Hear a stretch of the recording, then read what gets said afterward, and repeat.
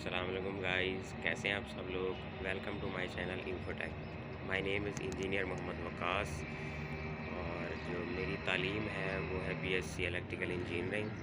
और इस वक्त जो है वो मैं काम कर रहा हूँ मसूद टेक्सटाइल मिल फैसलाबाद के अंदर। मैं इस प्लेटफॉर्म को इस्तेमाल करना चाह रहा हूँ कि वो लोग जो कि बिल्कुल फ्रेश इंजीनियर होते हैं, उनको बिल्कुल कुछ भी पता नहीं होता इंडस्ट्री का, तो मैं उन लोगों के लिए आसानी पैदा करना चाह रहा हूँ।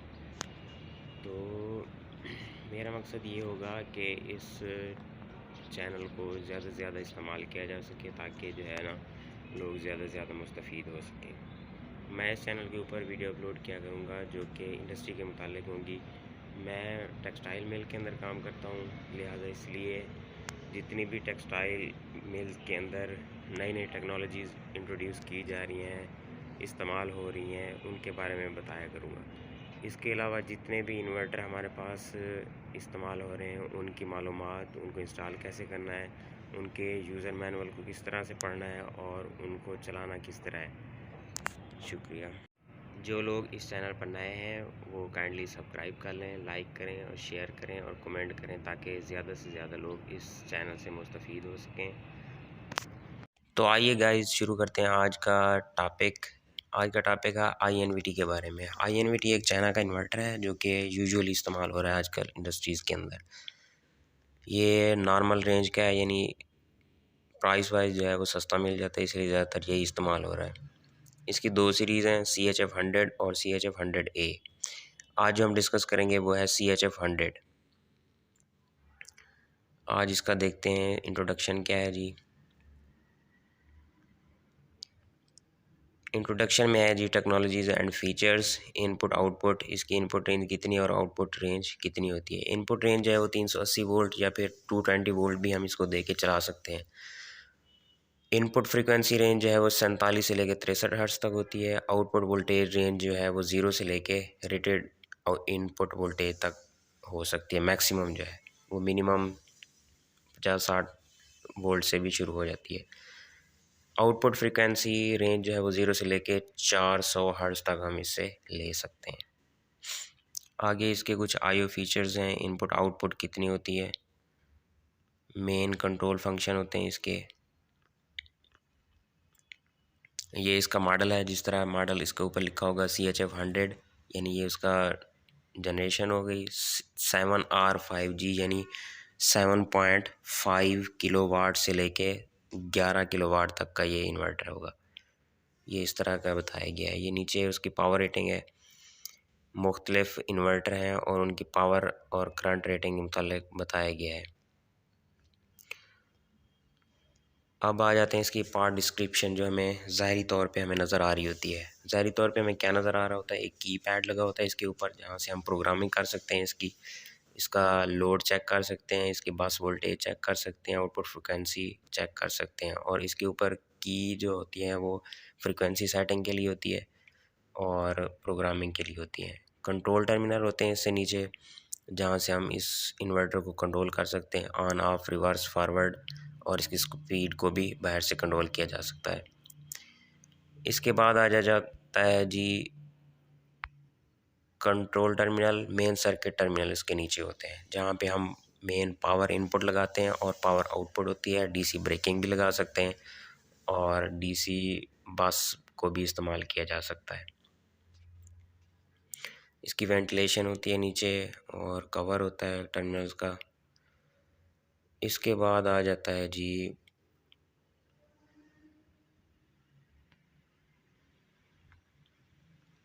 हमारे पास, हाँ जी, इसको सप्लाई किस तरह से देनी है और इससे आउटपुट किस तरह से लेनी है। इसमें जो इसका लीगल तरीका है या जो वे है इस्तेमाल करने का, वो है पावर सप्लाई होगी, उसके बाद सर्किट ब्रेकर लगाया जाता है, उसके बाद कंटैक्टर लगे होते हैं ताकि अगर हम इसको बंद करना चाहें या इसको निकालना चाहें तो हम बाहर से इसको बंद करके इसके ऊपर कोई ना इसकी रिपेयरिंग वगैरह करनी हो या इसको चेक करना हो, सारा कुछ किया जा सकता है।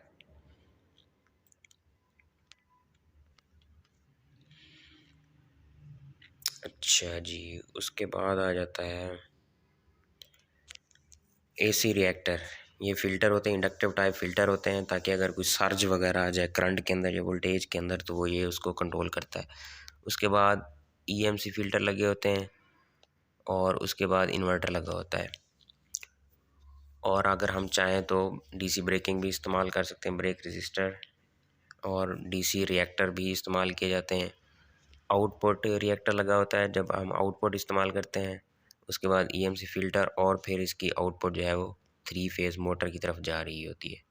ये कुछ इसके पावर टर्मिनल्स हैं। जो छोटे इन्वर्टर होते हैं 2.2 किलोवाट तक, वो आरएसटी यूवीडब्ल्यू यानी आरएसटी पावर के लिए और यूवीडब्ल्यू मोटर के लिए इस्तेमाल किए जाते हैं। नीचे इन सब की डिस्क्रिप्शन जो है वो दी गई है। आरएसटी 3 फेज़ एसी इनपुट है। प्लस माइनस जो है वो spare terminal, external braking unit अगर इस्तेमाल करना हो हमने तो हम यहाँ पे लगाएंगे।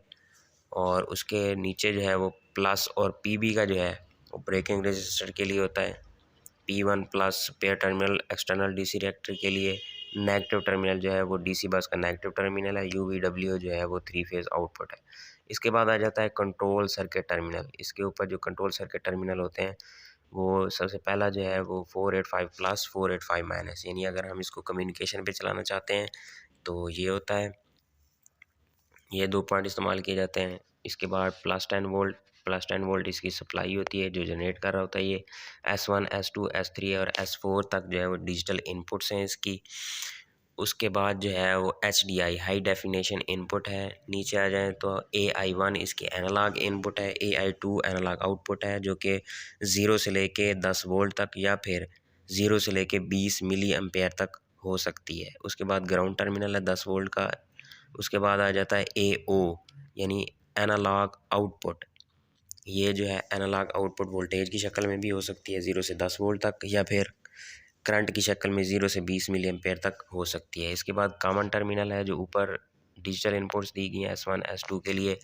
HDO हाई डेफिनेशन आउटपुट है और PW जो है वो पावर है। अगर हम इन डिजिटल मॉड्यूल को या डिजिटल इनपुट को यहाँ से भी पावर अप करके इस्तेमाल किया जा सकता है। इसकी अपनी 24 वोल्ट सप्लाई भी होती है जो प्लस 24 वोल्ट है।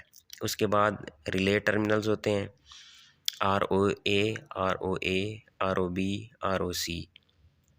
नीचे अगर हम आ जाते हैं 4 किलोवाट में तो वहाँ पे देखें RO या RO1 A RO1 RO2B, इस तरह से इनके टर्मिनल बने होते हैं। आगे इनकी सारी डिटेल दी हुई है वो देखते हैं। ये है पूरी सर्किट डायग्राम इन्वर्टर की। अगर हम देखें तो RST जो है वो 3 फेज़ 380 वोल्ट हैं। 50 से 60 हर्ट्ज़ फ्रीक्वेंसीज़ की सेटिंग होती है जो भी हम इस पे रखना चाहते हैं। P1 PB प्लस माइनस ये सारी डीसी ब्रेकिंग डीसी रिएक्टर को दिखाया गया है। और आउटपुट UVW मोटर साइड के लिए है। डिजिटल इनपुट्स हैं। इसके अंदर ट्रांजिस्टर टाइप चीज़ें लगी होती हैं जो कि डिजिटली जो है वो इनपुट्स इसको मुहैया करने के लिए होती है। अगर हम इसको टर्मिनल पे इन्वर्टर को चलाना चाह रहे हैं या फिर हम इसे फॉरवर्ड चलाना चाहते हैं अपनी मर्ज़ी से, रिवर्स चलाना चाहते हैं, जोग पे चलाना चाहते हैं, या इन्वर्टर को रीसेट करने के लिए भी रखा जा सकता है। कॉमन है इनकी, कॉमन लगा के जब हम S1 पे लगाएंगे, फ़र्ज़ करो फॉरवर्ड पे है तो वो फॉरवर्ड चल जाएगा ये, और S2 को फ़र्ज़ करो हम इसको रिवर्स बना लेते हैं तो जब कॉमन S2 के साथ जुड़ेगी तो ये उसको रिवर्स चला देगी। इसी तरह 24 वोल्ट प्लस को पावर PW टर्मिनल के साथ जंपर किया जाता है, और अगर हम एक्सटर्नल को 24 वोल्ट सप्लाई देना चाह रहे हैं तो वो भी लगाई जा सकती है, फिर हम इस जंपर को इस्तेमाल नहीं करेंगे। इसके बाद नीचे है प्लस 10 वोल्ट, ये पोटेंशियो के लिए इस्तेमाल किया जाता है, यानी जब हम इन्वर्टर की फ्रीक्वेंसी को बाहर से रेजिस्टेंस वेरिएबल रजिस्टर लगाकर कंट्रोल करना चाह रहे हैं तो हम ये वाला टर्मिनल इस्तेमाल करते हैं। प्लस 10 वोल्ट इन्वर्टर से ही लेंगे, पोटेंशियो पे लगा के AI1 पे देंगे और इसके ग्राउंड पे लगा देंगे तो ये हम इसको कंट्रोल, इसकी स्पीड को कंट्रोल किया जा सकता है। आगे ये जंपर दिया गया है J16 जो कि कनेक्ट करता है वोल्टेज को ग्राउंड के साथ या फिर करंट टर्मिनल को ग्राउंड के साथ। अगर हम V के साथ लगा देंगे तो ये इसकी इनपुट को हम 0 से लेकर 10 वोल्ट तक देंगे, और अगर I के साथ ग्राउंड को लगा देंगे तो हम इसकी इनपुट जो है वो 0 से लेकर 20 मिली एम्पेयर तक दे सकते हैं। इधर अगर हम आ जाते हैं तो एनालॉग आउटपुट होती है AO1 और ग्राउंड टर्मिनल होता है जो कि 0 से लेके 10 वोल्ट तक या फिर 0 से लेके 20 मिली एम्पेयर तक हम इसको दे सकते हैं। इसके लिए भी J15 टर्मिनल होता है। अच्छा, नीचे अगर हम आ जाते हैं रिले पॉइंट, इसके 2 रिले पॉइंट होते हैं ROA, RO1A, RO1B, RO1C। RO1A मतलब ये है कि कॉमन पॉइंट है जो कि ROB के साथ क्लोज है नॉर्मली और C के साथ ओपन है। इसी तरह दूसरी भी रिले इस्तेमाल की गई है। अच्छा,